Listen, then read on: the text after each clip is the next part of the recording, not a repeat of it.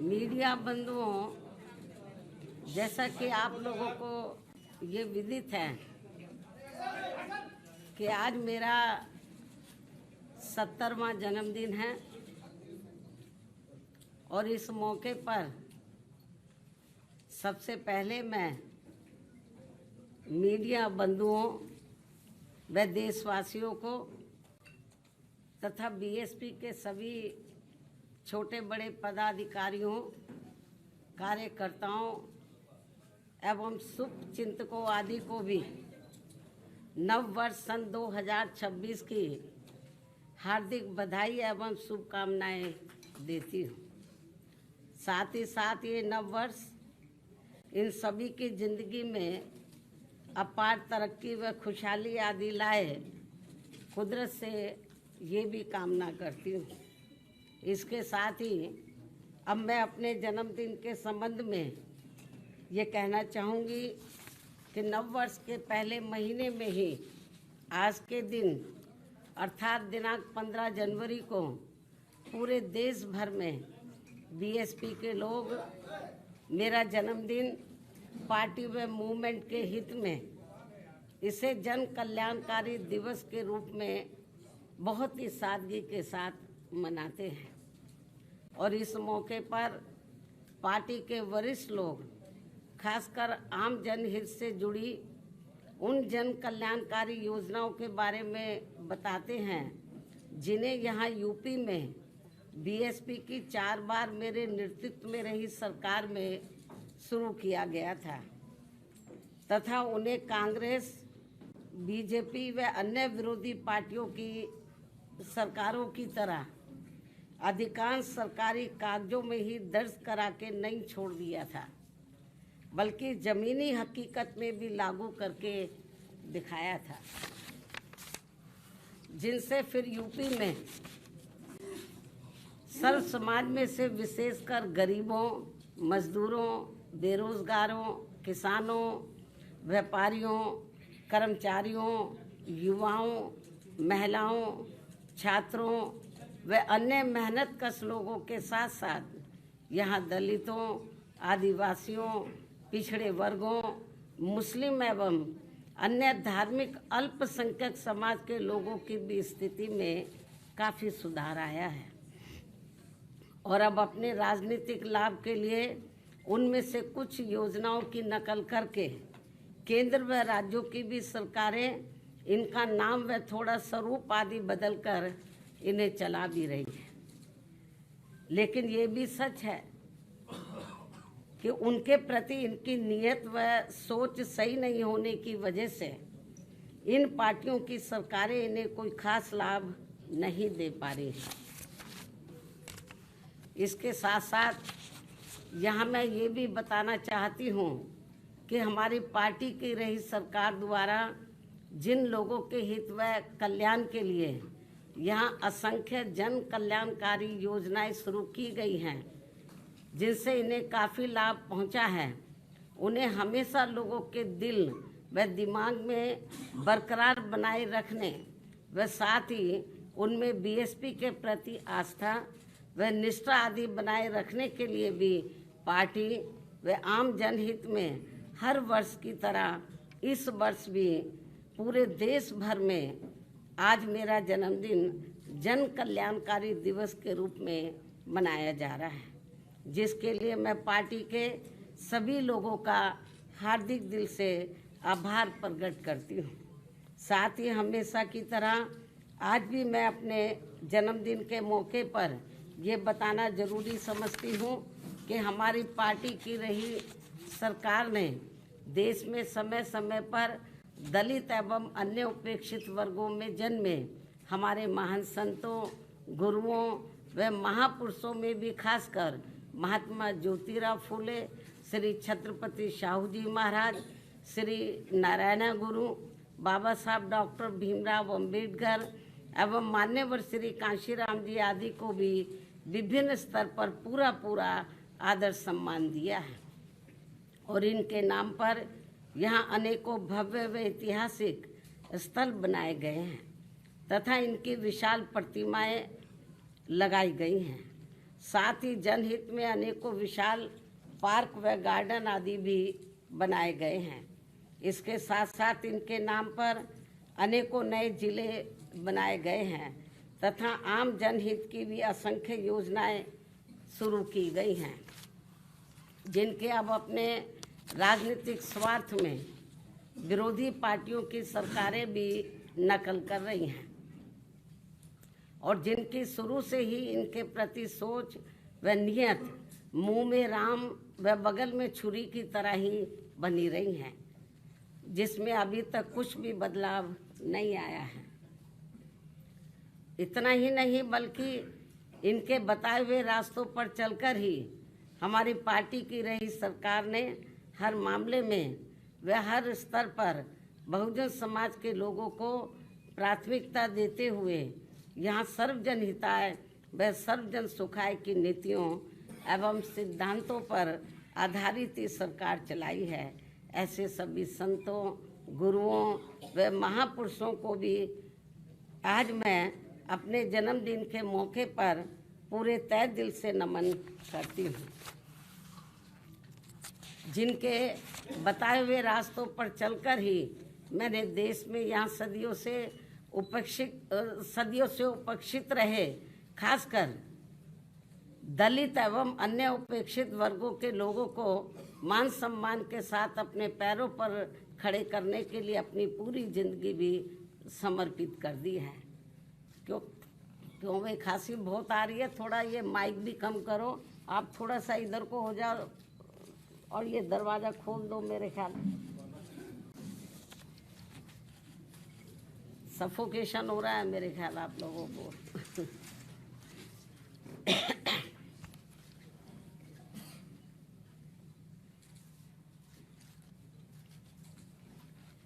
मैं आपको बता रही थी अभी जो हमारे संत गुरु और महापुरुष हुए हैं, जिन्होंने इस देश के खास तौर से दलित एवं जो अन्य वीकर सेक्शन के लोग हैं उनको पैरों पर खड़ा करने के लिए अपनी ज़िंदगी पूरी समर्पित कर दी है, तो उनको मैं नतमस्तक करती हूँ, नमन करती हूँ, जिनके बताए हुए रास्तों पर चलकर ही मैंने देश में यहाँ सदियों से उपेक्षित रहे खासकर दलित एवं अन्य उपेक्षित वर्गों के लोगों को मान सम्मान के साथ अपने पैरों पर खड़े करने के लिए अपनी पूरी ज़िंदगी भी समर्पित कर दी है। और जब तक मैं जिंदा रहूँगी और यदि अभी तक की तरह मेरा स्वास्थ्य भी बराबर ठीक बना रहता है, तो तब तक मेरा इन वर्गों के हित व कल्याण के लिए निरंतर प्रयास व संघर्ष आदि जारी रहेगा। और इस मामले में ना तो मैं कभी झुकने वाली हूँ तथा ना ही कभी किसी के दबाव व लालच आदि में आकर अपनी पार्टी की मूवमेंट से पीछे हटने वाली हूँ, जिसके लिए बीएसपी के जन्मदाता एवं संस्थापक मान्यवर श्री कांशीराम जी ने अपनी पूरी जिंदगी समर्पित कर दी है। इतना ही नहीं बल्कि इन्होंने अपने जीते जी हर मामले में मुझ पर पूरा भरोसा करके व मुझे अपना एकमात्र उत्तराधिकारी बनाकर इस पार्टी की संपूर्ण जिम्मेवारी भी मेरे कंधों पर सौंप दी है, जिसे मैं अपने जीते जी किसी भी कीमत पर पीछे नहीं जाने दूंगी, बशर्ते ईवीएम हमारी मुश्किलें और ज़्यादा ना बढ़ाता रहे। ये मैं अपनी पार्टी के लोगों को विश्वास दिलाना चाहती हूँ, लेकिन इसके लिए मैं उनसे पार्टी को हर स्तर पर पूरा सहयोग करने की भी पुरजोर अपील करती हूँ। वैसे मुझे पूरा भरोसा है कि इस मामले में पार्टी के लोग मुझे कतई भी निराश नहीं करेंगे। इसके साथ साथ यहाँ मैं ये भी कहना चाहूँगी कि पार्टी द्वारा हर वर्ष इनकी मूवमेंट को आगे बढ़ाने के लिए विभिन्न स्तर पर जो भी प्रयास किए गए हैं और इस दौरान जो भी उतार चढ़ाव आए हैं तथा विरोधियों द्वारा बीएसपी को कमज़ोर करने के लिए जो भी षड्यंत्र रचे गए हैं, तो इन सब का पिछले एक वर्ष का पूरा लेखा जोखा मेरी हर वर्ष आज के ही दिन अर्थात मेरे जन्मदिन के मौके पर जारी होने वाली पुस्तक मेरे संघर्ष में जीवन एवं बीएसपी मूवमेंट का सफरनामा में हिंदी व अंग्रेजी में वर्णित कर दिया जाता है, जो फिर ये पुस्तक पार्टी में विशेषकर नए जुड़े लोगों के साथ साथ वर्तमान युवा पीढ़ी व आगे आने वाली पीढ़ी के लिए भी पार्टी व मूवमेंट के हित में उन्हें सही मार्गदर्शन व प्रेरणा आदि देने का ये अति महत्वपूर्ण कार्य करेगी, जिसका 21वें हिंदी व अंग्रेजी संस्करण का मैं विमोचन करूं। लेकिन उससे पहले मैं मीडिया के माध्यम से पार्टी के लोगों को सावधानी के तौर पर यह बताना जरूरी समझती हूं कि देश में पार्टी की मूवमेंट को आगे बढ़ने से रोकने व कमज़ोर करने के लिए पिछले कुछ वर्षों से यहाँ कांग्रेस, बीजेपी व अन्य जातिवादी पार्टियां आए दिन किस्म किस्म के साम दाम दंड भेद आदि अनेकों हथकंडे इस्तेमाल करती रहती हैं, जिनका सही व समय से मुंह तोड़ जवाब देकर वे हर प्रकार की सावधानी बरतते हुए ही अपनी पार्टी के लोगों को पूरे देश में बीएसपी को हर स्तर पर मजबूत बनाना है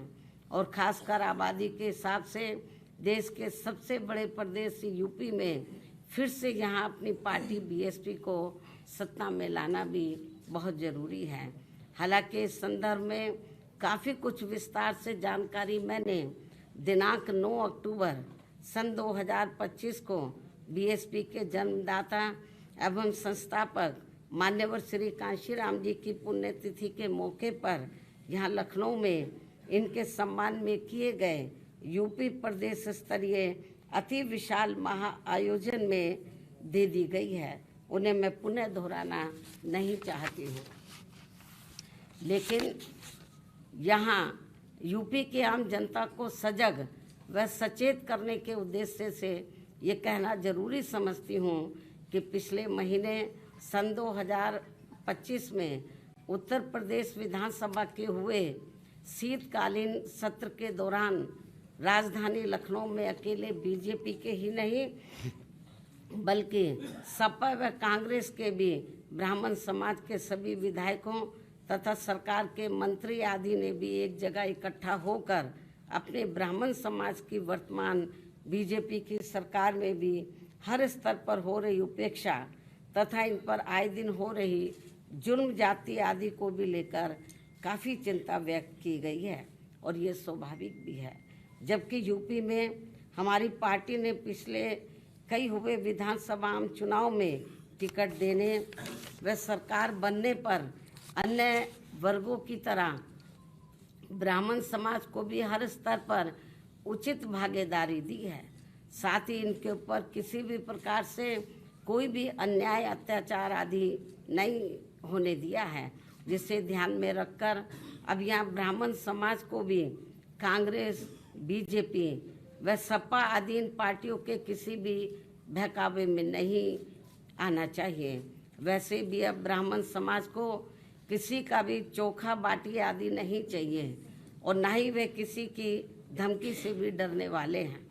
बल्कि उन्हें हर स्तर पर पूरा मान सम्मान व उचित प्रतिनिधित्व तथा रोटी रोजी के भी साधन चाहिए। साथ ही इनके ऊपर कोई भी जुर्म जाति आदि नहीं होनी चाहिए, जो ये सब इनकी चाहत अभी तक बीएसपी की सरकार में ही पूरी हुई है। और इस बार बीएसपी की सरकार बनने पर फिर से इनकी ये सब चाहत जरूर पूरी की जाएगी। इनके साथ साथ क्षत्रिय व वैश्य समाज आदि के भी हित व कल्याण का तथा इनकी सुरक्षा आदि का भी हर मामले में पूरा ध्यान रखा गया है और आगे भी रखा जाएगा।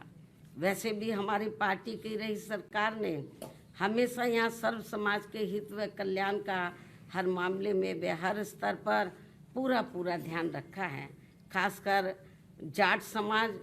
जो ज़्यादातर खेती किसानी का कार्य करता है, उनकी खेती करने के लिए खाद्य सहित अन्य सभी सुविधाओं की समय से उचित व्यवस्था की है। साथ ही गन्ना किसानों को तो काफ़ी बढ़ाकर दाम दिया है।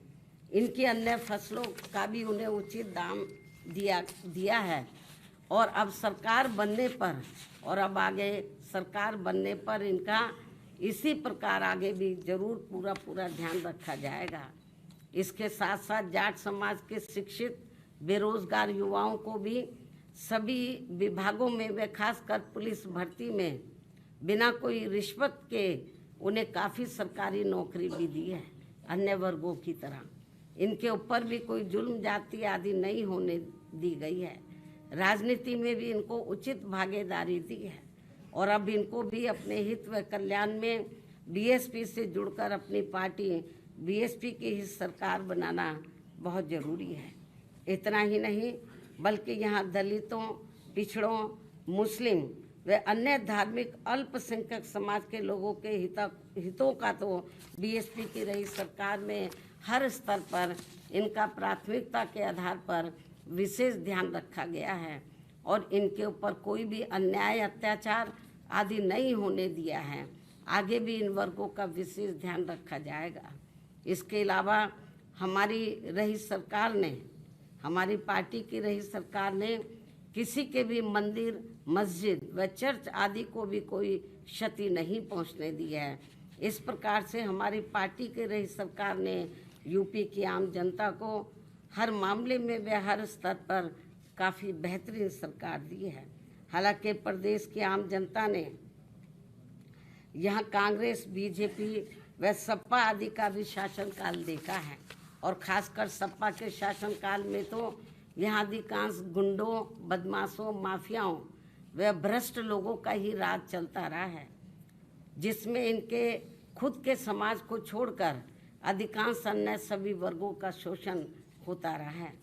और इस मामले में दलित वर्ग के लोगों का तो इनकी सरकार में सबसे ज़्यादा उत्पीड़न हुआ है, जिनके समाज के बीएसपी की प्रमुख नेता को भी सपा से अलग होने पर,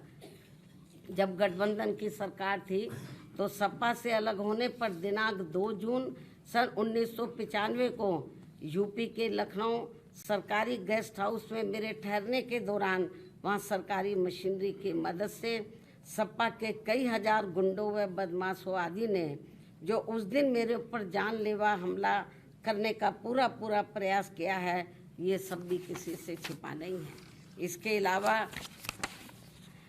दलित एवं अन्य पिछड़े वर्गों में जन्मे हमारे महान संतों, गुरुओं व महापुरुषों की भी इनकी सरकार में हर स्तर पर काफ़ी उपेक्षा की गई है।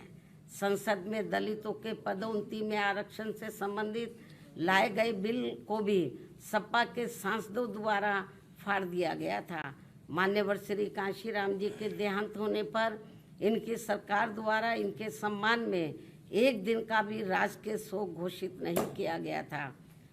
पिछड़े वर्गों का भी आरक्षण संबंधी ज़्यादातर लाभ इनकी सरकार में केवल इनका खुद का अपना समाज ही उठाता रहा है। मुस्लिम समाज भी ज़्यादातर उपेक्षित ही रहा है। यह है इनके पीडीए की असली पहचान। वहीं दूसरी तरफ बीएसपी की रही सरकार में हमने किसी भी वर्ग व धर्म के लोगों के साथ किसी भी मामले में कोई पक्षपात आदि नहीं होने दिया है और हमने पिछड़े वर्गों में इनके खुद के यादव समाज के हितों का भी पूरा ध्यान रखा है, आगे भी रखेंगे। प्रदेश में सभी विरोधी पार्टियों की रही सरकारों की तरह हमने बीएसपी की सरकार में कोई भी दंगा फसाद आदि नहीं होने दिया है। साथ ही प्रदेश के विकास को भी लेकर हमारी पार्टी की रही सरकार ने अनेकों ऐतिहासिक कार्य किए हैं और इस मामले में ये बात सर्वविदित है कि प्रदेश में बीएसपी की सत्ता नहीं रहने के बाद यहाँ विरोधी पार्टियों की रही सरकारों में जितने भी एक्सप्रेस वे बने हैं और अब दिल्ली के नज़दीक जिला गौतम बुद्ध नगर में नोएडा अंतर्राष्ट्रीय हवाई अड्डा भी शुरू होने के लिए जा रहा है, तो इन सभी की वास्तव में पूरी रूपरेखा बीएसपी के रही सरकार में ही तैयार हो गई थी। एक आदि बड़े एक्सप्रेस वे तो मेरी सरकार में ही बन गए थे। हालांकि ये सभी कार्य मेरी सरकार के रहते ही पूरे हो जाते यदि उस समय केंद्र की रही कांग्रेस पार्टी की सरकार अपनी जातिवादी मानसिकता के चलते इन कार्यों में रुकावटें नहीं डालती। इस प्रकार से यहाँ बीएसपी का चारों बार का रहा शासनकाल हर मामले में काफ़ी बेहतरीन शासनकाल रहा है, जिसे प्रदेश व आम जनहित में फिर से सत्ता में लाना बहुत ज़रूरी है, क्योंकि अब यूपी में कांग्रेस व सपा की रही सरकार की तरह वर्तमान में बीजेपी की चल रही सरकार में भी यहाँ की आम जनता व विशेषकर दलित एवं अन्य उपेक्षित वर्गों के लोग हर स्तर पर काफ़ी ज़्यादा दुखी व परेशान हैं। इनके नेता लोग मौजूदा सरकार में अधिकांश अपने खुद के नफ़े नुकसान में ही लगे रहते हैं। इनका अपने समाज के नफ़े नुकसान से कोई लेना देना नहीं है, ऐसा इन वर्गों के लोगों का मानना है। अभी भी प्रदेश में कानून व्यवस्था सपा की रही सरकार की तरह काफ़ी बिगड़ी हुई है। सरकार को बिना पक्षपात के काफ़ी सख्ती करने की ज़रूरत है। ऐसी स्थिति में यूपी की आम जनता बीएसपी के 4 बार के रहे शासनकाल को याद करके अब यहाँ बीएसपी को सत्ता में लाने का काफ़ी हद तक अपना मन बना चुकी है, जिसे पूरा करने के लिए इस बार होने वाले विधानसभा आम चुनाव में मैं खुद भी कोई कसर छोड़ने वाली नहीं हूँ। ये मेरा पुनः वायदा है। और जब यूपी में इस बार होने वाले विधानसभा आम चुनाव में हमारी पार्टी की पूर्ण बहुमत की सरकार बन जाती है, जिसकी काफ़ी उम्मीद भी है, तब फिर हमारी पार्टी सन 2007 में पूर्ण बहुमत की बनी सरकार की तरह ही यहाँ हर मामले में व हर स्तर पर सर्वजन हिताय व सर्वजन सुखाय की नीतियों एवं सिद्धांतों पर आधारित ही सरकार चलाएगी। ये भी मैं यूपी की जनता को विश्वास दिलाना चाहती हूँ, जिसकी इस समय यूपी की जनता को व खासकर दलित एवं अन्य उपेक्षित वर्गों के लोगों को तथा विभिन्न क्षेत्रों में कार्यरत दुखी व पीड़ित लोगों को भी काफ़ी ज़रूरत है। वैसे भी इस समय यहाँ अकेले बहुजन समाज के लोग ही नहीं, बल्कि अन्य सभी समाज के लोग भी अपनी विभिन्न समस्याओं को लेकर काफ़ी ज़्यादा दुखी व परेशान हैं। यहाँ कानून व्यवस्था भी ठीक नहीं है। ऐसे में अब यहाँ यूपी की आम जनता बीएसपी को ही पुनः सत्ता में लाना चाहती है, किंतु उसके लिए पार्टी को हर स्तर पर मजबूत बनाना बहुत ज़रूरी है। और यदि इस बार यह विधानसभा के आम चुनाव होने से पहले हमारी पार्टी हर स्तर पर मजबूत हो जाती है, और जिसके लिए अभी से ही पार्टी के लोग पूरे जी जान से जुटे भी हैं, तो तब फिर अपनी पार्टी को इस बार यहाँ सत्ता में आने से कोई रोक नहीं सकता है, बशर्ते यहाँ प्रदेश के आम जनता चुनाव के दौरान कतई भी गुमराह नहीं होती है। इसके साथ साथ पिछले कई चुनावों की तरह इस बार भी होने वाले विधानसभा आम चुनाव में ईवीएम में धांधली व बेईमानी आदि नहीं की जाती है, जिसकी ये आम चर्चा है। लेकिन इसके बावजूद भी हमारी पार्टी ये सोचकर देश में सभी चुनाव पूरी तैयारी व दमदारी के साथ लड़ती है, पता नहीं कब ईवीएम में धांधली व बेईमानी आदि कराने वालों का सिस्टम फेल हो जाए, तो तब फिर चुनाव में सही रिजल्ट आ सकता है। ऐसा भी लोगों का मानना है। वैसे अब पूरे देश में ईवीएम के विरोध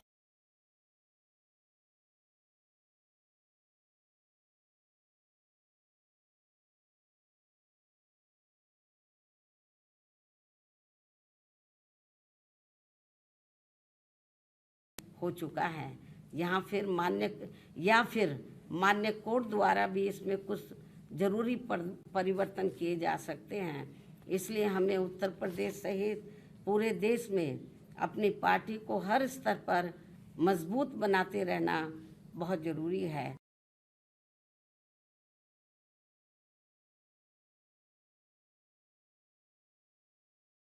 का भी कार्य चल रहा है, उसमें भी काफी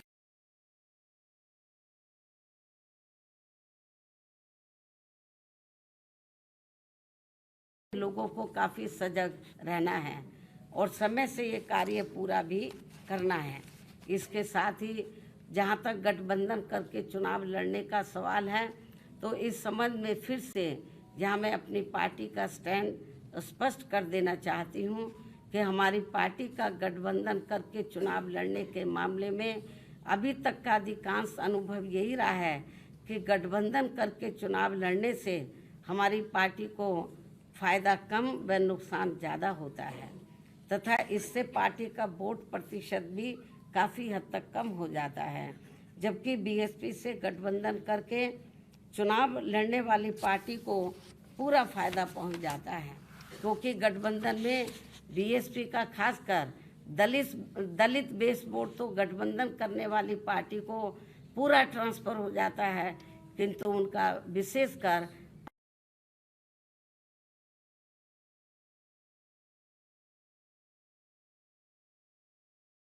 उम्मीदवारों को परिवर्तित नहीं हो पाता है और फिर ये वोट दूसरी पार्टी को ही चला जाता है, जिनका नेतृत्व जातिवादी पार्टियों के हाथों में होता है।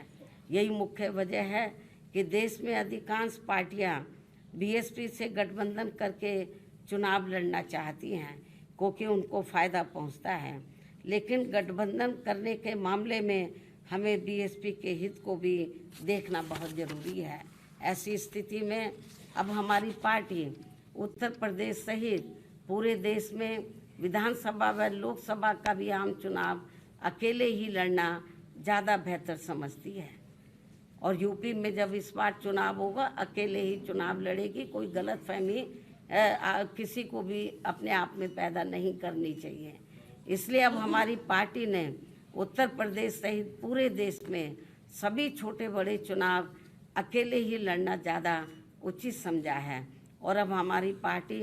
किसी भी चुनाव में किसी भी पार्टी के साथ किसी भी प्रकार का कोई भी गठबंधन करके चुनाव नहीं लड़ेगी।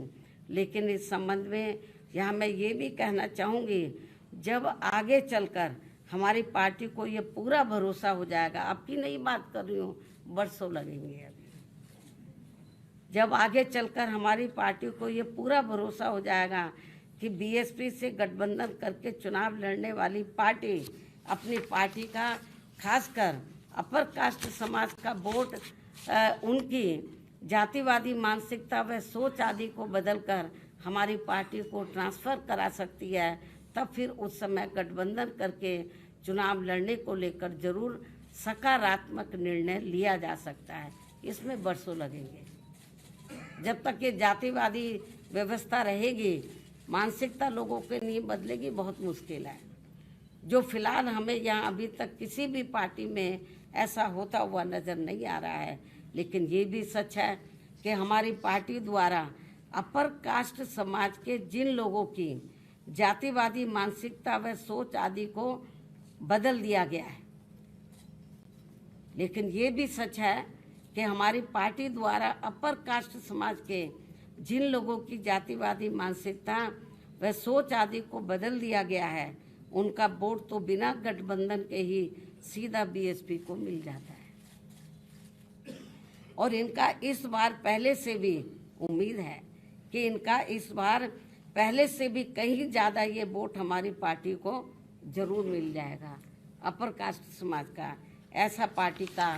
मानना है। इसके साथ साथ प्रदेश में दलित, पिछड़ा व मुस्लिम एवं अन्य धार्मिक अल्पसंख्यक समाज का भी वोट इस बार पहले से कई गुना ज़्यादा बीएसपी को ही मिलने वाला है और फिर सपा का पीडीए भी देखता ही रह जाएगा, जिसकी पार्टी को पूरी उम्मीद भी है, क्योंकि अब यहाँ सर्व समाज के लोग कांग्रेस, बीजेपी व सपा आदि के शासनकाल को काफ़ी आजमा चुके हैं, जबकि बीएसपी का 4 बार का रहा शासनकाल हर मामले में व हर स्तर पर काफ़ी लोकप्रिय रहा है। और अब ये लोग इन पार्टियों के बहकावे में ना आकर अपनी एकमात्र हितैषी पार्टी बीएसपी को इस बार सत्ता में जरूर लाएंगे, जिसकी काफ़ी संभावना भी है। और ये कुछ ज़रूरी बातें पार्टी व मूवमेंट के हित में आज मैंने अपने जन्मदिन के मौके पर मीडिया के जरिए पूरे देश में अपनी पार्टी के लोगों के सामने रखी है। हालांकि मुझे पूरा भरोसा है कि पूरे देश में पार्टी के लोग मेरी इन सब बातों को गंभीरता से लेते हुए अब अपनी पार्टी को जरूर मजबूत, ऑफ कर दो इसको भाई, जरूर मजबूत बनाएंगे, जो यही इनका मेरे जन्मदिन पर खास तोहफा भी होगा। और अब मैं पार्टी व मूवमेंट के हित में अपनी लिखी गई पुस्तक का विमोचन करती हूँ।